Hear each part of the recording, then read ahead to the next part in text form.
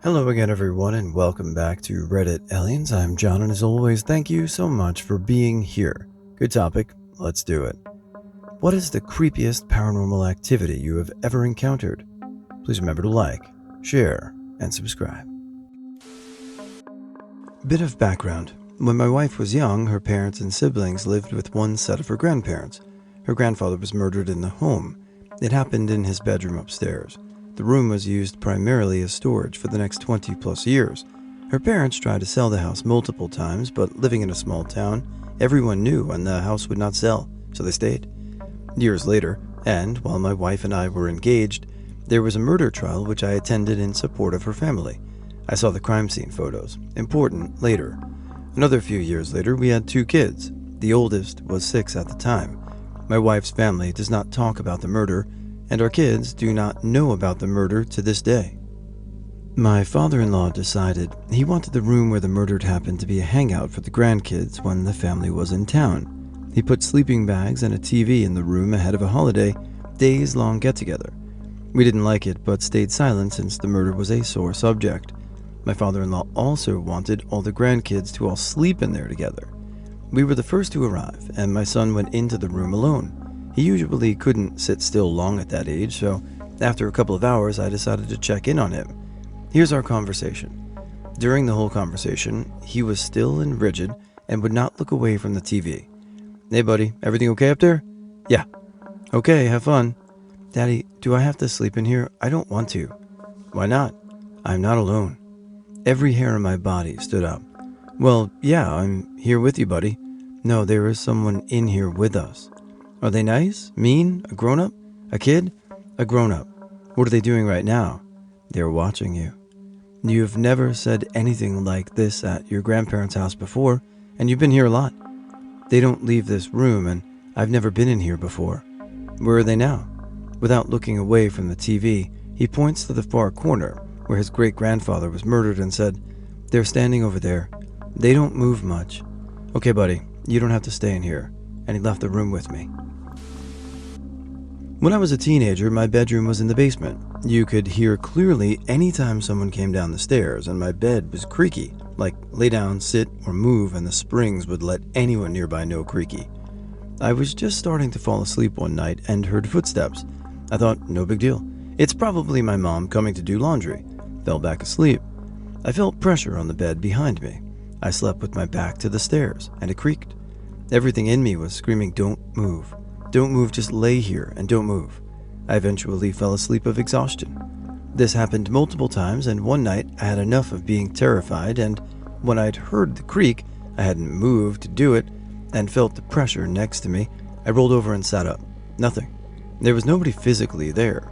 I've experienced things before that and since, but that was the one that freaked me out the most. In high school, I was babysitting for a single mom and her 2 kids. It was the middle of winter, and when I arrived, it was already pitch black out, around like 6 p.m. She lived in a duplex. While I was standing in the living room with her and her girls, talking about how the rest of the night would go, a little boy in full snow gear came in through her front door, stomped through the living room, past us, and headed down the stairs to the basement. The mom never even looked at him or stopped talking. The girls didn't make any acknowledgement that they saw him. I was super weirded out, but I was also an extremely introverted teenager, so I didn't ask the mom what was up. Once the mom left, I asked the girls who the little boy was that came in, and they both had no idea what I was talking about. So I got brave and grabbed a broom and headed downstairs. It was a small unfinished basement, one single room with no closets or anything. No one was down there, and the little boy definitely had not come back up the stairs in that time. So weird. And the only time I've truly believed I experienced something paranormal. I normally scoff at ghost stories and stuff. I'm from Vancouver, British Columbia. Wife and I stayed at the Empress, known for being haunted, etc. Google it. Hotel in Victoria for my sister's wedding weekend. Nothing weird happens while we were there, but when we got home back to Vancouver on the Sunday night, my wife was unpacking both our suitcases to do laundry, etc. I hear her from the laundry room say, "What the?" She comes out holding some clothes. Says, "Where the hell did these come from?" It was a set of women's flannel pajamas. very large, like it could have fit me, 6'3", 240, but they look like something a 90-year-old granny would wear. We googled the brand on the label, was some mom and pop shop in a southern US state, can't recall which. They only sell at local farmers markets, etc. Weird. Could have been a mix-up in laundry or someone playing a prank, or you have ghosts that give gifts. Ex-husband's family owns a massive farmhouse that was built in the late 1800s and has been passed down through generations.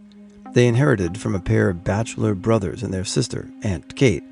So it goes, she died in the attic, so that's why you hear pacing up there at night. She loves to take things like ex-Mills jewelry and move it around the house. The music room used to be used as the funeral parlor for the area way back in the day. They had the original furnace in the basement that looked big enough to burn bodies. One time I came home and noticed my cat was halfway off the ottoman, kneading with his paws, like something not there was petting him and holding the front half of him. I went over and ran my hand under him, but not touching him, and he fell down. X was woken up one night with a lady in white standing over him, staring down at him. X is an electrician or farmer who wouldn't make shit up. Aunt Kate's room that she once lived in is freezing cold all year round. There's no AC, and it gets hot and humid in that house. One time I slept in there and had 7 quilts on in the middle of summer. I went to bed with the door closed. They all squeak loudly when opened, and the wood floors squeak too. In the middle of the night, I sort of woke up feeling hands going up and down me, tucking in my blanket sides, like you do with little kids. I opened my eyes, even though I was terrified, and nothing was there. The door was open too, which would have woken me up from the loud squeak. X remarried and had a daughter who always sees an old man in overalls at the top of the stairs, who doesn't want her to go up. She's 10 now and has seen him constantly since she was little. My dad worked in security. I got into it after he passed. One night I was called on my night off. They need someone to go fill in on another site. I never worked the site before, but hey, overtime. I accepted. It was one of my dad's old sites. So it was about 0200. I'm doing a round. I enter one of the buildings and I think I see someone moving up ahead.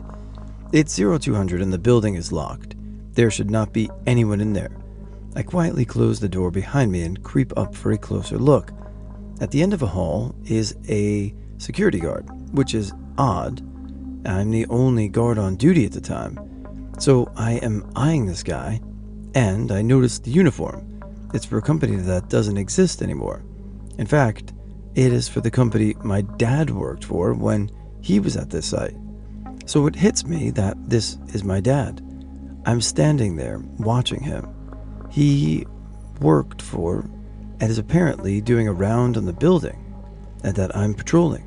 So I watch him. He looks directly at me as if he could see me. He looks at me for about 30 seconds or so. He then turns the corner. I run to catch up with him, but he was gone. Almost 2 years later, I still swear I actually saw him that night.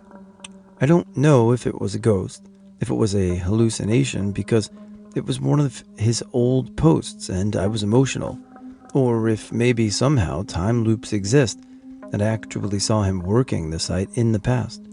I honestly don't know, but every time I have a night off and they can't find anyone to fill in, I jump at it. No longer for the overtime, but with the hope that whatever happened that first time happens again. I filled in there over 20 times since the encounter and haven't seen him since.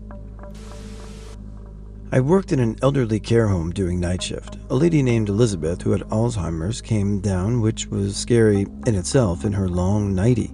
She told me all about living in Sheffield, her parents, and her love of church music. I had to go check everyone and do some toileting. Not a huge home and 12 residents.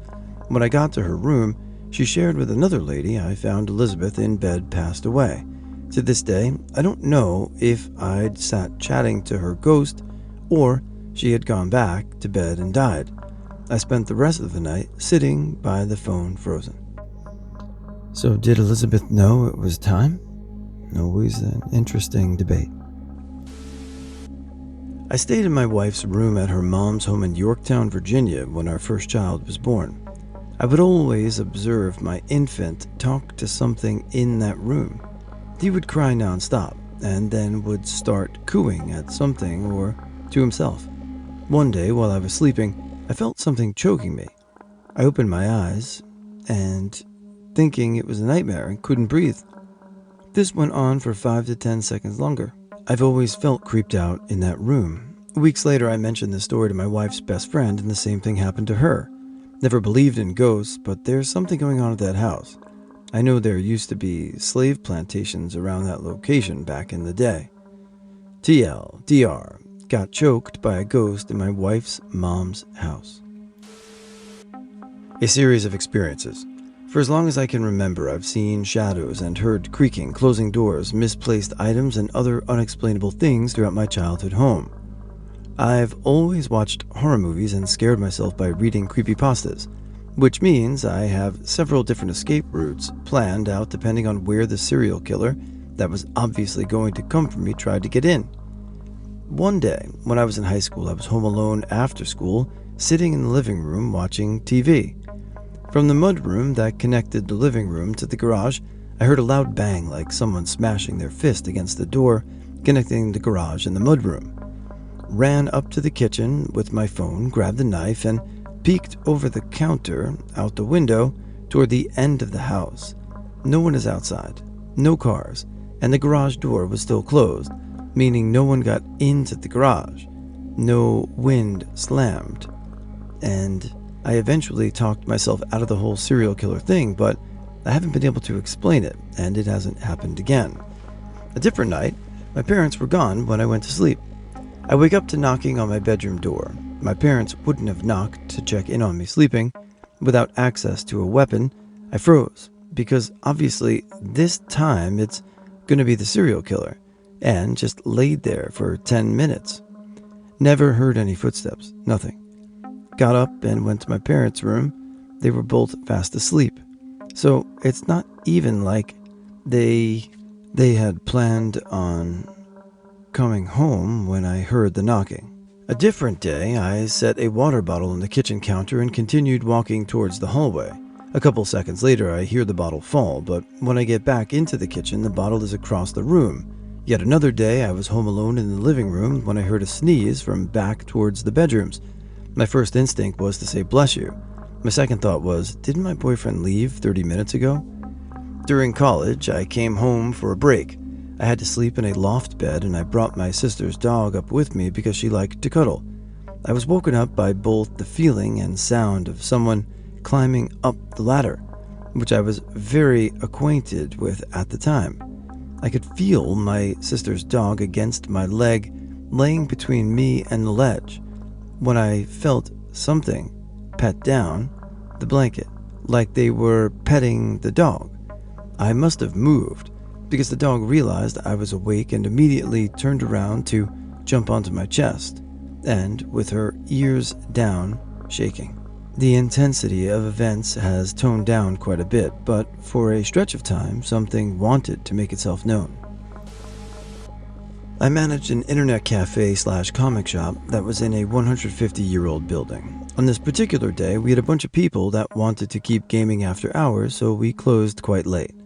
After finally getting all the customers out at midnight, I was doing some paperwork in the back office. I was alone in the store for about an hour when I looked up out the two-way mirror and saw someone standing near the front of the store. Most of the lights were off, but I could clearly see a man wearing a fedora standing by our front cash register. The building we were in was quite large, and the distance from the back of the store to the front was close to 100 feet. We had big bay windows backlit by street lamps, and I could clearly see a person standing like they were waiting for service. I cursed myself for forgetting to lock the door, walked down the hallway and out into the main store area, and there was no one there. Double-checked the door, locked tight. I felt like I wasn't alone, but after flicking the lights back on, it seemed I was.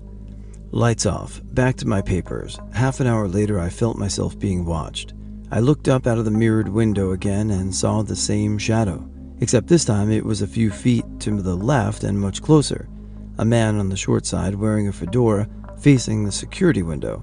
I immediately grabbed my keys and left out the back door. When I was pregnant and alone in bed, I'd hear scratching, tapping coming from inside my walls nearly every night. I've had squirrels and mice in my walls before and know how they sound. This was different. It would start right by my head and slowly make its way up the wall to the ceiling, then turn and start down the other wall on the opposite side of my bed. Every night for like a month or so this would happen, but I was so exhausted I would just force myself to sleep. Then it all came to a head one night. The tapping, scratches would start as normal up the wall, but then it stopped when it got to the ceiling. Next thing I know, something has landed on the tops of my blanketed legs. It felt like a cat or something. I screamed, turned on the light, and tore out of bed. Nothing was there. I checked the entire room, under the bed, in the closet, nothing. I slept down on the couch that night. The next night, the scratches or tapping starts up again on my wall, but I'd had enough at this point. I yelled loudly into my dark room, "Knock it off tonight, I want to sleep." And it stopped, just like that. Never heard another tapping or scratching sound again. The fact that it was intelligent enough to respect my wishes, though, is what scares me the most.